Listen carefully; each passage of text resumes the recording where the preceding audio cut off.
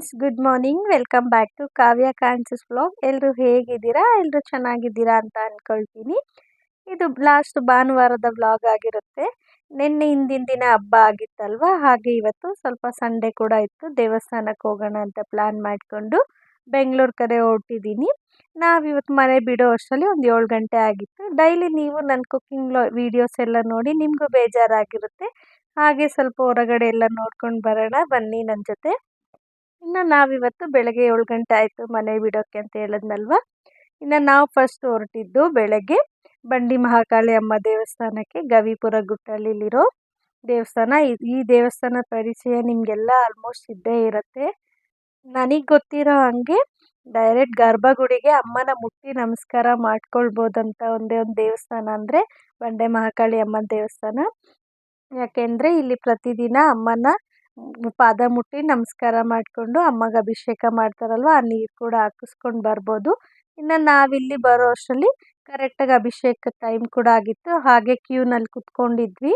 ಅಮ್ಮನ ಅಭಿಷೇಕ ಕೂಡ ತುಂಬ ಚೆನ್ನಾಗಿ ನೋಡಿದ್ವಿ. 1.5 ಗಂಟೆ ಅಭಿಷೇಕ ಕೂಡ ನಡೀತು. ಇನ್ನು ದರ್ಶನಕ್ಕೆ 10:30ಗೆ ಬಿಟ್ಟರು. ನಿಜವಾಗ್ಲೂ ಅಮ್ಮನ ಅಭಿಷೇಕ ನೋಡೋದಕ್ಕೆ ಒಂಥರ ಕಣ್ಣಿಗೆ ಹಬ್ಬ ಅಂತಲೇ ಹೇಳ್ಬೋದು. ಎಷ್ಟು ಚೆನ್ನಾಗಿ ಮಾಡ್ತಾರೆ ಗೊತ್ತಾ. ನನಗಂತೂ 1.5 ಗಂಟೆ ಆಗಿದ್ದೇ ಗೊತ್ತಾಗಲಿಲ್ಲ. ತುಂಬ ಅಂದರೆ ತುಂಬ ಚೆನ್ನಾಗಿತ್ತು. ಲಾಸ್ಟಲ್ಲಿ ಗೋವಿಂದನ ಅಲಂಕಾರ ಮಾಡಿದ್ರು, ಎಷ್ಟು ಚೆನ್ನಾಗಿತ್ತು ಗೊತ್ತಾ ನೋಡೋದಕ್ಕೆ. ಇನ್ನು ಅಮ್ಮನ ದರ್ಶನ ಮುಗಿಸ್ಕೊಂಡು ಹಾಗೆ ಹೊರಗಡೆ ಬಂದ್ವಿ. ಪ್ರಸಾದ ಕೂಡ ತಗೊಂಡ್ವು. ಈಗ ಪಾಪುಗೆ ತಿನ್ನಿಸ್ತಾ ಇದ್ದೀನಿ. ಅವನಿಗೂ ತುಂಬಾ ಇಷ್ಟ ಆಯಿತು. ಯಾಕಂದರೆ ಬೆಳಗ್ಗೆ ನನಗೆ ಅಷ್ಟೊಂದು ಐಡಿಯಾ ಇರಲಿಲ್ಲ. ಸ್ವಲ್ಪ ಹಾಲು ಮತ್ತು ಫ್ರೂಟ್ಸ್ ಮಾತ್ರ ಕೊಟ್ಕೊಂಡು ಕರ್ಕೊಂಡು ಬಂದಿದ್ದೆ. ಇಲ್ಲಿ ಪ್ರಸಾದ ಸಿಕ್ತಲ್ವ, ಅವನಿಗೂ ಹಾಗೆ ತಿನ್ನಿಸ್ಕೊಂಡು ಕರ್ಕೊಂಡು ಇವಾಗ ಹೊರಗಡೆ ಬರ್ತಿದ್ದೀನಿ. ಪಾಪುಗಂತೂ ಎಲ್ಲೋದ್ರೂ ಆಟ ಸಾಮಾನು ಮೇಲೇ ಆಸೆ. ಅಲ್ಲಿ ಯಾರೋ ಟ್ರ್ಯಾಕ್ಟರ್ ಇಟ್ಕೊಂಡು ನಿಂತಿದ್ರೆ ಅಮ್ಮ ಟ್ರ್ಯಾಕ್ಟರ್ ನನಗೆ, ಅಮ್ಮ ಟ್ರ್ಯಾಕ್ಟರ್ ನನಗೆ ಅಂತ ಹೇಳ್ತಿದ್ದ. ಹಾಗೆ ಮಾತಾಡ್ಸ್ಕೊಂಡು ಕರ್ಕೊಂಡು ಬಂದು ಇನ್ನು ನೆಕ್ಸ್ಟ್ ನಾವು ಬಂದಿದ್ದು ದೊಡ್ಡ ಗಣಪತಿ ಟೆಂಪಲಿಗೆ. ಇಲ್ಲೂ ಕೂಡ ಅಷ್ಟೇ ಬೇಗ ಅಂದರೆ ಬೇಗ ದರ್ಶನ ಆಯಿತು. ಬೆಳ್ಳಿ ಅಲಂಕಾರ ಮಾಡಿದರು ಗಣಪತಿಗೆ. ತುಂಬಾ ಚೆನ್ನಾಗಿತ್ತು. ಹಬ್ಬ ಇತ್ತಲ್ವ, ಸ್ವಲ್ಪ ರಶ್ ಕೂಡ ಇತ್ತು. ಆದ್ರೂ ಒಂದೊಳ್ಳೆ ದರ್ಶನ ಸಿಕ್ತು ಅಂತಲೇ ಹೇಳ್ಬೋದು. ಇನ್ನು ಪ್ರಸಾದಕ್ಕೆ ನಮಗೆ ಮೋದಕ ಸಿಕ್ತು. ಅವ್ನು ನೋಡಿ ತಿಂತಿದ್ದಾನೆ. ಅವನಿಗಂತೂ ಈ ಥರ ತಿಂಡಿಗಳೆಲ್ಲ ತುಂಬ ಇಷ್ಟ. ಈ ಕರ್ಜಿಕಾಯಿ, ಮೋದಕ ಎಲ್ಲ ಅದರಲ್ಲಿರೋ ಹೂರ್ಣನ ಇಷ್ಟಪಟ್ಟು ತಿಂತಾನೆ. ಸೊ ಅದು ಕೂಡ ಸಿಕ್ತಲ್ಲ, ಅವನಿಗೆ ಖುಷಿ ಆಯಿತು. ಇನ್ನು ಹಾಗೆ ಸುತ್ತ ಇರೋ ದೇವಸ್ಥಾನಗಳ ನಮಸ್ಕಾರ ಕೂಡ ಮಾಡ್ಕೊಂಡು ಬರ್ತಾ ಇದ್ದೀವಿ. ಒಂದು ಕಡೆ ಸುಬ್ರಹ್ಮಣ್ಯ ಸ್ವಾಮಿ ದೇವಸ್ಥಾನ, ಒಂದು ಕಡೆ ಶಿವನ ದೇವಸ್ಥಾನ ಎಲ್ಲ ಇತ್ತಲ್ವ. ಹಾಗೆ ನಮಸ್ಕಾರ ಮಾಡಿಕೊಂಡು ಇವನ್ನ ಕರ್ಕೊಂಡು ಬರ್ತಿದ್ದೀನಿ. ಇವತ್ತು ಯಾಕೋ ಕೈ ಇಟ್ಕೊಳ್ಳೋಕೆ ರೆಡಿನೇ ಇಲ್ಲ. ನಾನೇ ನಡಿಬೇಕು ಅಂತ ಹೇಳ್ತಾ ಇದ್ದಾನೆ. ಹಾಗೆ ಇವತ್ತು ಸ್ವಲ್ಪ ಫ್ರೀಯಾಗಿ ಬಿಟ್ಬಿಟ್ಟಿದ್ದೆ. ಅವನಿಗೊಂಥರ ಖುಷಿ ಆಯಿತು. ಇನ್ನು ಸ್ವಲ್ಪ ಜನಗಳಿರೋ ಕಡೆ ಎಲ್ಲ ಹಾಗೆ ಕೈ ಇಟ್ಕೊಂಡು ಕರ್ಕೊಂಡು ಹೋಗ್ತಿದ್ದೆ. ಎಲ್ಲರೂ ನಿಂತಿರ್ತಾರಲ್ವ, ಇನ್ನು ಅವರಿಗೂ ಹೋಗಿ ತೊಂದರೆ ಆಗಬಾರ್ದು ಅಂತ ಹಾಗೆ ಎತ್ಕೊಂಡು ಕರ್ಕೊಂಡು ಹೋಗ್ತಿದ್ದೆ. ಇನ್ನು ಇವಾಗ ಈ ಕಡೆ ಬಸವಣ್ಣನ ದರ್ಶನ ಮಾಡ್ಕೊಂಡು ಬಿಡೋಣ ಅಂತ ಈ ಕಡೆ ಬಂದಿದ್ದೀವಿ. ಇನ್ನು ಇಲ್ಲಿ ಸ್ವಲ್ಪ ಕ್ಯೂ ಇತ್ತು. ಹಾಗೆ ನಿಂತ್ಕೊಂಡು ಸ್ವಲ್ಪ ಹಾಗೆ ಇದೆಲ್ಲ ಶೂಟ್ ಮಾಡ್ಕೊಳ್ತಿದ್ದೆ. ನನಗಂತೂ ತುಂಬಾ ಇಷ್ಟ ಆಗುತ್ತೆ ಈ ಥರ ಎಲ್ಲ ನೋಡುವಾಗ. ಇಲ್ಲಿಗಂತೂ ನಾವು ಎಷ್ಟು ಸಲ ಹೋಗಿದ್ದೀವೋ ಲೆಕ್ಕನೇ ಇಲ್ಲ. ಅವಾಗೆಲ್ಲ ಅಮ್ಮಗೆ ರಜೆ ಇರ್ತಿತ್ತಲ್ವ, ಗಾರ್ಮೆಂಟ್ಸಿಗೆ ಹೋಗುವಾಗ ಇಲ್ಲಿ ಕರ್ಕೊಂಡು ಬರೋರು. ಇಲ್ಲಿ ಪಾರ್ಕೆಲ್ಲ ಇತ್ತಲ್ವ, ಇಲ್ಲೆಲ್ಲ ಆಟಾಡ್ಸ್ಕೊಂಡು ಕರ್ಕೊಂಡು ಹೋಗ್ತಿದ್ರು. ಗಣೇಶ ಹಬ್ಬ ಆದಮೇಲೆ ಆ ವೀಕಲ್ಲಿ ಆಗಿಲ್ಲ ಅಂದರೂ ನೆಕ್ಸ್ಟ್ ವೀಕ್ ಆದರೂ ಅಮ್ಮ ಈಗ ದೇವಸ್ಥಾನಕ್ಕೆ, ಗಣಪತಿ ದೇವಸ್ಥಾನಕ್ಕೆ ಕರ್ಕೊಂಡು ಹೋಗ್ತಿದ್ರು. ಇನ್ನು ನೋಡಿ ಇಲ್ಲಿ ಹುಲಿ ಆ ಥರ ಸ್ಟ್ಯಾಚು ಎಲ್ಲ ಇದೆಯಲ್ವ, ಅದನ್ನೆಲ್ಲ ನೋಡಿಬಿಟ್ಟು ಕರೀತಾ ಇದ್ದಾನೆ, ಬನ್ನಿ ಹುಲಿ ಹುಲಿ, ಟೈಗರ್ ಅಂತ. ಇನ್ನು ಈ ಕಡೆ ಪಾರಿವಾಳಗಳಿತ್ತಲ್ವ, ಅದು ಕೂಡ ನೋಡಿ ಒಂದು ಖುಷಿ ಆಯಿತು. ಅದು ಅವಾಗವಾಗ ಒಂದೇ ಸಲ ಹೀಗೆ ಗುಂಪಲ್ಲಿ ಎದ್ದೊಳ್ತಿದ್ವಲ್ಲ, ನೋಡೋಕ್ಕೆ ಎಷ್ಟು ಚೆನ್ನಾಗಿತ್ತು ಗೊತ್ತಾ. ಎಲ್ಲರೂ ಫೋಟೋಸು ವೀಡಿಯೋಸ್ ಎಲ್ಲ ತಗೊಳ್ತಿದ್ರು. ಎಲ್ಲರೂ ತುಂಬ ಇಷ್ಟಪಟ್ಟು ನೋಡ್ತಿದ್ರಲ್ವ. ಸಡನ್ನಾಗಿ ಹಾಗೆ ಅಲ್ಲಿ ರಾಗಿ ಆ ಥರ ಕಾಳುಗಳೆಲ್ಲ ಹಾಕಿದ್ರು, ಅದನ್ನೆಲ್ಲ ನೋಡ್ತಿದ್ರು. ಇನ್ನು ಇವಾಗ ಬಸವಣ್ಣನ ದರ್ಶನ ಮಾಡಿಕೊಂಡು ಹೊರಗಡೆ ಬರ್ತಿದ್ದೀವಿ. ಇಲ್ಲಿ ಇವತ್ತು ಸ್ವಲ್ಪ ಕ್ಯೂ ಇತ್ತು, ಆದರೂ ಬೇಗ ಬೇಗ ದರ್ಶನ ಆಯಿತು. ಎಷ್ಟು ಚೆನ್ನಾಗಿ ಇವತ್ತು ದರ್ಶನಗಳಾಯಿತು ಗೊತ್ತಾ ಎಲ್ಲ ದೇವಸ್ಥಾನಗಳಿಗೆ ಬಂದ್ರೇ ಒಂಥರ ಚೆಂದ ಅಲ್ವ. ಎಷ್ಟು ಚೆನ್ನಾಗಿರುತ್ತೆ, ಮನಸ್ಸಿಗೂ ಒಂಥರ ಸಮಾಧಾನ ಆಗಿರುತ್ತೆ. ಇನ್ನು ಮಕ್ಕಳು ಬೇಲ್ಪುರಿ ಕೇಳಿದ್ವು ಅಂತ ತೊಗೊಂಡ್ವಿ. ನಿಜವಾಗ್ಲೂ ಸ್ವಲ್ಪನೂ ಚೆನ್ನಾಗಿರಲಿಲ್ಲ. ಫುಲ್ಲು ಖಾರ ಹಾಕಿ ಕೊಟ್ಬಿಟ್ಟಿದ್ರು. ಸುಮ್ಮನೆ ವೇಸ್ಟ್ ಆಗೋಯಿತು. ವೇಸ್ಟ್ ಆಫ್ ಕಾಸ್ಟ್ ಅಂತ ನನಗಂತೂ 50 ರೂಪೀಸ್ ಪರ್ ಬೇಲ್ಪುರಿ. ಯಾರೂ ತಿನ್ನಲಿಲ್ಲ, ಅದು ವೇಸ್ಟ್ ಆಗೋಯಿತು. ಒಂಥರ ಬೇಜಾರು ಕೂಡ ಆಯಿತು. ಅಷ್ಟು ದುಡ್ಡು ಕೊಟ್ಬಿಟ್ಟು ಚೆನ್ನಾಗಿಲ್ಲ ಅಂತ ಅಂದರೆ ಒಂಥರ ಅನಿಸುತ್ತಲ್ವ. ತುಂಬ ಅಂದರೆ ತುಂಬ ಖಾರ ಹಾಕ್ಬಿಟ್ಟಿದ್ರು. ಯಾರೂ ತಿನ್ನಲೇ ಇಲ್ಲ. ಸೊ ಹೊರಗಡೆ ಹೋಗಿ ಏನಾದ್ರು ಸ್ನ್ಯಾಕ್ಸ್ ತಿನ್ನೋಣ ಅಂತ ಹಾಗೆ ಮಾತಾಡಿಕೊಂಡು ಸ್ವಲ್ಪ ಶಾಪಿಂಗ್ ಕೂಡ ಮಾಡ್ಕೊಂಡು ಬಂದ್ವಿ. ನನಗಂತೂ ಈ ಗೊಂಬೆಗಳು ಎಷ್ಟು ಚೆನ್ನಾಗಿತ್ತಲ್ವೋ ನೋಡ್ಕೊಂಡು ಹಾಗೆ ಬಂದು ಇನ್ನು ಇಲ್ಲೊಂದು ಕಡೆ ಕಬ್ಬಿನ ಹಾಲು ಕೂಡ ಮಾರ್ತಾರೆ. ಇಲ್ಲಿ ಐಸ್ ಆ ಥರ ಏನೂ ಹಾಕೋದಿಲ್ಲ, ನ್ಯಾಚುರಲಾಗಿ ಮಾಡಿ ಕೊಡ್ತಾರೆ. ನನಗಂತೂ ತುಂಬಾ ಇಷ್ಟ. ಸ್ಟಾರ್ಟಿಂಗ್ ನನ್ನ ಮಗ ಬೇಡ ಬೇಡ ಅಂತ ಅಂದ. ಆಮೇಲೆ ಸ್ವಲ್ಪ ರುಚಿ ನೋಡಿಬಿಟ್ಟು ಇನ್ನೂ ಬೇಕು ಅಂದ. ಸೊ ಒಂದು ಎಕ್ಸ್ಟ್ರಾ ತಗೊಂಡು ಕುಡಿಸಿ ಕರ್ಕೊಂಡು ಬಂದೆ. ಇನ್ನು ನಾವು ಅಲ್ಲಿಂದ ಹೊರಟು ಬಂದಿದ್ದೆ ಮೆಜೆಸ್ಟಿಕ್ ಅಣ್ಣಮ್ಮ ದೇವಿ ದೇವಸ್ಥಾನಕ್ಕೆ. ಇದಂತೂ ಯಾರಿಗೆ ಗೊತ್ತಿಲ್ಲ ಹೇಳಿ, ಅಣ್ಣಮ್ಮನ ದೇವಸ್ಥಾನ ಮತ್ತು ಅಣ್ಣಮ್ಮನ ಮಹಿಮೆ ಎಂಥದ್ದು ಅಂತ. ಇನ್ನು ಇಲ್ಲೂ ಸ್ವಲ್ಪ ಅಷ್ಟೊಂದು ರಶ್ ಇರಲಿಲ್ಲ, ಸ್ವಲ್ಪ ರಶ್ ಇತ್ತು. ಇಲ್ಲೂ ಬೇಗನೆ ದರ್ಶನ ಆಯಿತು ಅಂತ ಹೇಳ್ಬೋದು. ಇವಾಗ ಫಸ್ಟ್ ಥರ ಇಲ್ಲ, ಒಳಗಡೆ ಯಾವುದೇ ರೀತಿ ವೀಡಿಯೋ ಫೋಟೋಸ್ ಎಲ್ಲ ತೊಗೊಳ್ಬಾರ್ದು ಅಂತ ಹೇಳಿದ್ದಾರೆ ದೇವ್ರದ್ದೆಲ್ಲ. ಯಾವುದೇ ರೀತಿ ಏನು ವೀಡಿಯೋಸ್ ಫೋಟೋಸ್ ಏನು ತೊಗೊಳಕ್ಕಾಗಲಿಲ್ಲ. ಇನ್ನು ದರ್ಶನ ಮುಗಿಸ್ಕೊಂಡು ಹಾಗೆ ಬಂದ್ವಿ. ಈ ಅಣ್ಣಮ್ಮ ದೇವಸ್ಥಾನಕ್ಕೆ ಬಂದೆ ಒಂದು ನನಗೇನು ಇಷ್ಟ ಆಗಿದೆ ಅಂದರೆ ಪುಟ್ಟ ಪುಟ್ಟ ಪಾಪುಗಳನ್ನೆಲ್ಲ ಕರ್ಕೊಂಡು ಬಂದಿರ್ತಾರಲ್ಲ, ಎಷ್ಟು ಚೆನ್ನಾಗಿರುತ್ತೆ. ಇನ್ನು ನಮ್ಮ ಕಡೆಯೂ ಹಾಗೆ ಪಾಪು ಹುಟ್ಟಿ ಒಂದು ತಿಂಗಳೊಳಗಡೆ ಅಣ್ಣಮ್ಮನ ದರ್ಶನ ಮಾಡಿಸ್ಕೊಂಡು ಬರಬೇಕು ಅಂತ ಹೇಳ್ತಾರೆ. ನಾನು 28 ಡೇಸ್ ಡೆಲಿವರಿ ಆದಮೇಲೆ ಪಾಪುನ 28 ಡೇಸ್ ಪಾಪುನ ಕರ್ಕೊಂಡು ಹೋಗಿದ್ದೆ. ಅಲ್ಲಿ ಕೂಡ ಎಲ್ಲರೂ ಎಷ್ಟು ಚಿಕ್ಕ ಪಾಪುನ ಕರ್ಕೊಂಡು ಬಂದುಬಿಟ್ಟಿದ್ಯಾ ಅಂತ ಹೇಳ್ತಿದ್ರು. ಇನ್ನು ಅಲ್ಲೂ ದರ್ಶನ ಮುಗಿಸ್ಕೊಂಡು ಇವಾಗ ನನಗೆ all time favourite Sagar hotel ಅಂತ ಆಂಧ್ರ ಸ್ಟೈಲ್ ಫುಡ್ ಇಲ್ಲಿ, ಅಲ್ಲಿಗೆ ಬಂದಿದ್ವಿ. ನಿಜವಾಗ್ಲೂ ಇಲ್ಲೊಂಥರ ನನಗಿಷ್ಟ ಆಗಿರೋ ಫುಡ್ ಏನಂದರೆ ಇಲ್ಲಿ ಹೆಸ್ರು ಕಾಳು ಹಾಗಲಕಾಯಿ ಎಲ್ಲ ಹಾಕಿ ಒಂದು ಗ್ರೇವಿ ಮಾಡ್ತಾರೆ. ತುಂಬ ಅಂದರೆ ತುಂಬ ಚೆನ್ನಾಗಿರುತ್ತೆ. ಎಷ್ಟು ಚೆನ್ನಾಗಿರುತ್ತೆ ಗೊತ್ತಾ, ನಾನು ಬಂದಾಗೆಲ್ಲ ಅದನ್ನೇ ಇದ್ದರೆ ಆರ್ಡ್ರ್ ಮಾಡಿ ತಗೊಳ್ತೀನಿ.